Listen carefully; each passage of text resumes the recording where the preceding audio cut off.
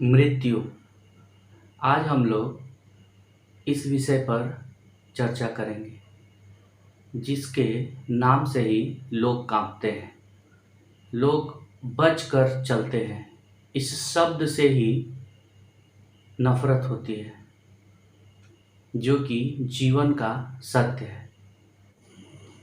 मृत्यु का नाम सुनते ही मन में एक डर सा लग जाता है, क्योंकि मृत्यु का अर्थ ही होता है जीवन को खारिज करना। यह जीवन को पूर्ण तरीके से खारिज करने की प्रक्रिया है। जन्म एक बार होता है, मृत्यु भी एक बार होता है। और हमारे हिंदू धर्म ग्रंथ में मृत्यु के देवता यमराज को कहा गया है। यमराज के बारे में अगर आप कुछ जानकारी लेंगे तो कुछ हद तक आपको मृत्यु भय से मुक्ति मिल जाएगी। मृत्यु से उतना डर नहीं लगेगा। यमराज जो हैं वो सूर्य देव के लड़के हैं और उन्हें ही पितृलोक के सभी आत्माओं को अपने संरक्षण में रखने के लिए उनको कहा गया था। पौराणिक काल में यमराज को यज्ञ में आहुति भी दी जाती थी। उन्हें दक्षिण दिशा का दिक्पाल बनाया गया था। बाद में चलकर यमराज की जिम्मेवारी को बढ़ा दिया गया और यमराज मृत्यु के देवता बन गए।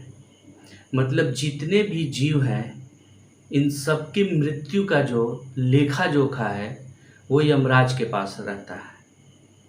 यमराज चित्रगुप्त की मदद से सबका लेखा जोखा धर्म के हिसाब से करते हैं। तो मृत्यु जो है ये हर प्राणी के जीवन में एक भय का विषय बना रहता है। मृत्यु तो अटल है, एक न एक दिन सबकी होनी ही है। मृत्यु को कुछ समय तक टाला भी जा सकता है, ये भी हमारे वेद पुराण बताते हैं। जब कोई शव को लेकर जाता है उसे दफनाने के लिए या जलाने के लिए, तो उस समय शमशान में जब जो लोग जाते हैं तो एक दिन का हर किसी को शमशान वैराग्य प्राप्त होता है। हर किसी को उस समय समझ में आता है कि एक न एक दिन इसी तरीके से हर किसी को जाना है। इस दुनिया में कुछ भी नहीं रखा। एक कहानी है, मार्कंडेय पुराण से इस कहानी को लिया गया है। एक मार्कंडेय ऋषि थे जिनकी आयु 16 वर्ष की थी। वह महादेव के बहुत बड़े भक्त थे। वह रोज शिवलिंग के ऊपर जल चढ़ाते थे, पुष्प चढ़ाते थे और रोज उनका पूजा पाठ किया करते थे। लेकिन उनकी आयु 16 वर्ष की ही थी। 16 वर्ष के पश्चात उनकी मृत्यु निश्चित थी।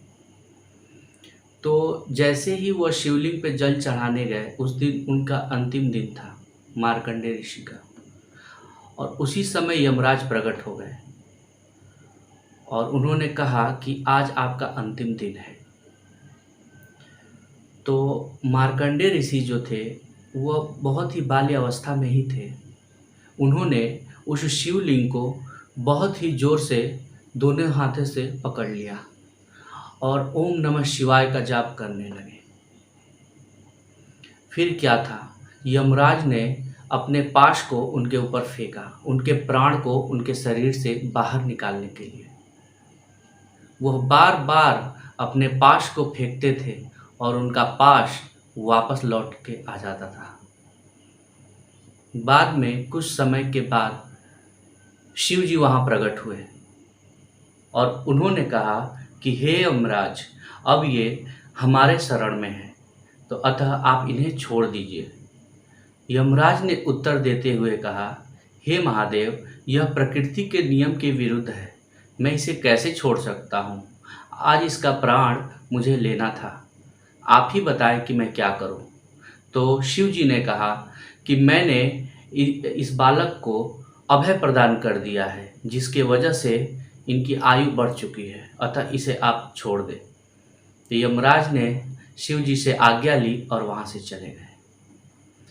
तो शिव जी की पूजा ही आपको मृत्यु भय से मुक्त कर सकती है।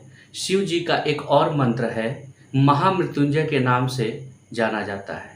महामृत्युंजय का पाठ भी अगर आप रोज करते हैं तो आपको मृत्यु भय से मुक्ति मिल जाएगी, और अगर मृत्यु आने वाली भी होगी तो वो भी कुछ समय के लिए टल सकती है, ऐसी पौराणिक मान्यता है। महामृत्युंजय का जो मंत्र है, ॐ त्र्यंबकं यजामहे सुगंधिं पुष्टिवर्धनम् उर्वारुकमेव बन्धनान् मृत्योर्मुक्षीयमामृतात्।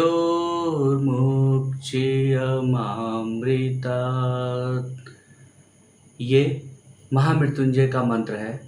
इसे आप जप सकते हैं या फिर सुन भी सकते हैं।